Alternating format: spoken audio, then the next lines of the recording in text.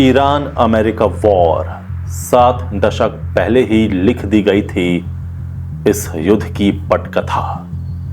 यह कहानी है अथाह तेल भंडार पर कब्जे की, डॉलर की वैश्विक बादशाहत की और विश्वासघात की। यह युद्ध यूरेनियम सर्वधन की आड़ में सोना बनाम डॉलर और पेट्रो डॉलर बनाम संप्रभुता का खतरनाक खेल बन चुका है।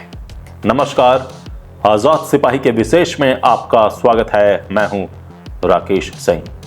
आज की वैश्विक राजनीति के रंगमंच पर डोनाल्ड ट्रंप और ईरान के बीच जो भीषण तनाव दिखाई दे रहा है, वह कोई अचानक उपजी घटना या तात्कालिक कूटनीतिक विफलता नहीं है।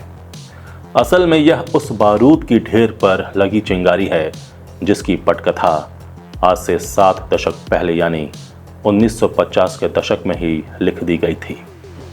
यह कहानी है अथाह तेल भंडार पर कब्जे की, डॉलर की वैश्विक बादशाहत को बचाए रखने की और एक ऐसे विश्वासघात की जिसने एक समय के घनिष्ठ सहयोगियों को कट्टर दुश्मनों में बदल दिया। विडंबना देखिए, जिस परमाणु तकनीक को आज अमेरिका दुनिया के लिए सबसे बड़ा खतरा बताकर ईरान से छीनना चाहता है, वह परमाणु बीज कभी अमेरिका ने ही एटम्स फॉर पीस जैसे कार्यक्रमों के जरिए ईरान की धरती पर बोया था। पिछले कई दशकों में क्लिंटन, ओबामा और बाइडेन जैसे राष्ट्रपतियों ने जिस आग को कूटनीति और अरबों डॉलर के समझौतों से ठंडा रखने की कोशिश की, ट्रंप के दोबारा सत्ता में आते ही उसे ब्लंडर यानी बड़ी भूल करार दी गई। न्यूक्लियर डील के टूट ने उसे एक महायुद्ध की ज्वाला में बदल दिया। यह संघर्ष अब केवल 2 देशों की सीमा तक सीमित नहीं रह गया है। यह सोना बनाम डॉलर और पेट्रो डॉलर बनाम संप्रभुता का वह खतरनाक खेल बन चुका है जिसमें यूरेनियम सर्वधन की आड़ में छिपी परमाणु महत्वाकांक्षाओं ने पूरी दुनिया को एक ऐसे ज्वालामुखी के मुहाने पर खड़ा कर दिया है जिसका फटना वैश्विक अर्थव्यवस्था और मानवता के लिए विनाशकारी साबित हो सकता है। कैसे 1950 के तेल के खेल से शुरू हुआ यह सफर आज ऑपरेशन मिडनाइट हैमर और स्ट्रेट ऑफ हॉर्मुज की घेराबंदी तक जा पहुंचा है, इतिहास के पन्नों को पलटते हुए बता रहे हैं आजाद सिपाही के संपादक राकेश सिंह। आज की वैश्विक राजनीति में ट्रंप और ईरान के बीच जो तनाव दिख रहा है, वह कोई रातों रात पैदा हुई घटना नहीं है। यह दशकों की भू राजनीतिक प्रतिद्वंद्विता, तेल की राजनीति और विश्वासघात की एक लंबी कहानी है।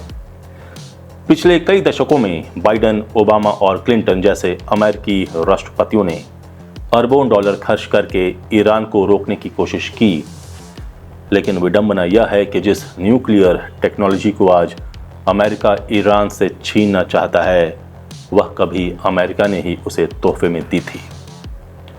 1950 का दशक और तेल का खेल। 1950 के दशक में ईरान मध्य पूर्व का एक सामान्य देश नहीं बल्कि वैश्विक ऊर्जा और राजनीति का केंद्र था।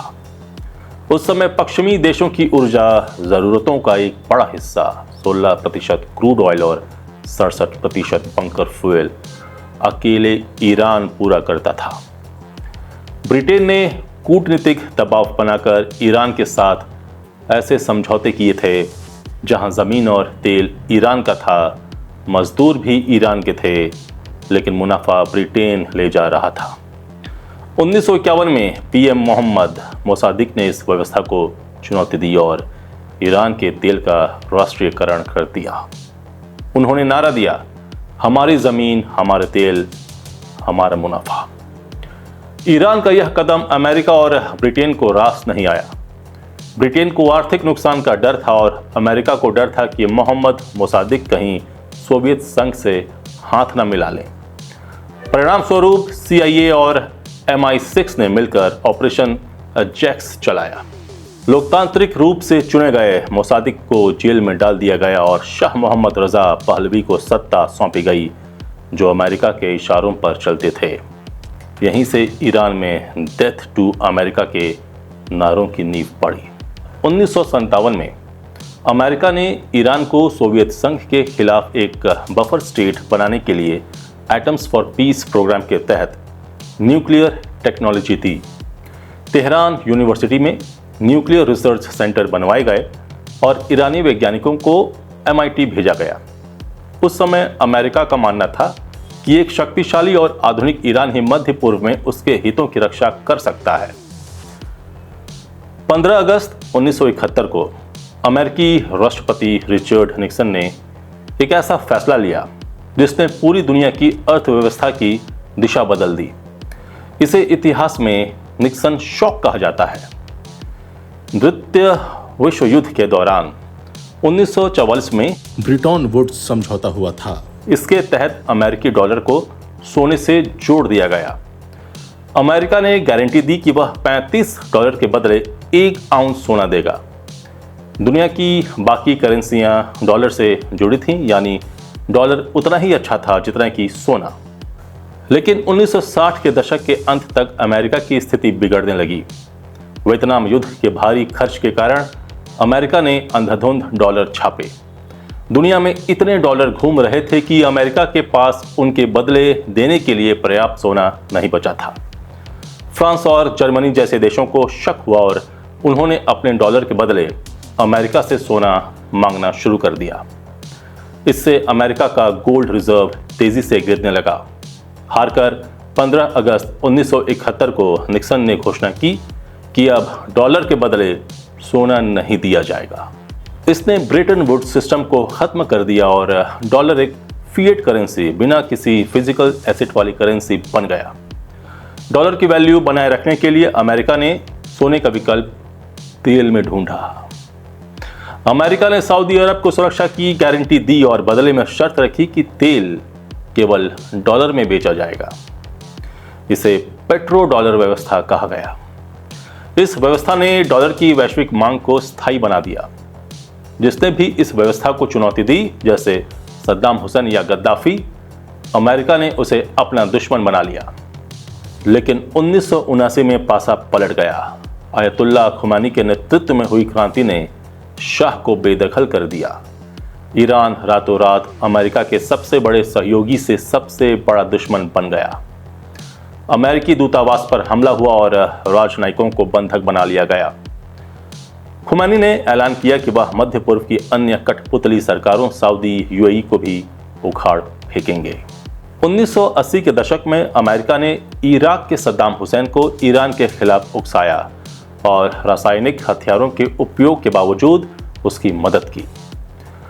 इस युद्ध ने ईरान को सिखाया कि दुनिया में उसका कोई सगा नहीं है। अपनी सुरक्षा के लिए ईरान ने 2 रास्ते अपनाए।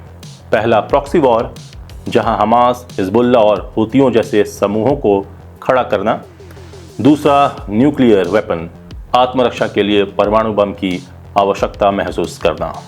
न्यूक्लियर तकनीक को समझने के लिए यूरेनियम संवर्धन को समझना जरूरी है, यानी यूरेनियम इनरिचमेंट। प्राकृतिक यूरेनियम में U-235 की मात्रा 1% से भी कम होती है। 3 से 5% संवर्धन बिजली बनाने के लिए इस्तेमाल में आता है, वहीं 90% संवर्धन परमाणु बम बनाने के लिए इस्तेमाल होता है। जब 2002 में ईरान के गुप्त न्यूक्लियर साइट्स का पता चला तो दुनिया सतर्क हो गई। ईरान ने कहा कि वह सिर्फ बिजली के लिए काम कर रहा है, लेकिन अंतर्राष्ट्रीय एजेंसियों को वहां उच्च संवर्धन के सबूत मिले। 2015 में ओबामा ने JCPOA ईरान परमाणु समझौता साइन की ताकि ईरान को परमाणु बम बनाने से रोका जा सके। राष्ट्रपति बराक ओबामा का मानना था कि युद्ध के बजाय कूटनीति से ईरान को परमाणु बम बनाने से रोका जा सकता है। 2015 में ईरान और दुनिया की 6 महाशक्तियों P5+1 अमेरिका, ब्रिटेन, फ्रांस, चीन, रूस और जर्मनी के बीच यह समझौता हुआ। ईरान को केवल 3.67% तक यूरेनियम संवर्धित करने की अनुमति दी गई, जो केवल बिजली बनाने के काम में आता है। लेकिन 2016 के चुनाव प्रचार के दौरान ही डोनाल्ड ट्रंप ने इसे अब तक की सबसे खराब डील बताया था।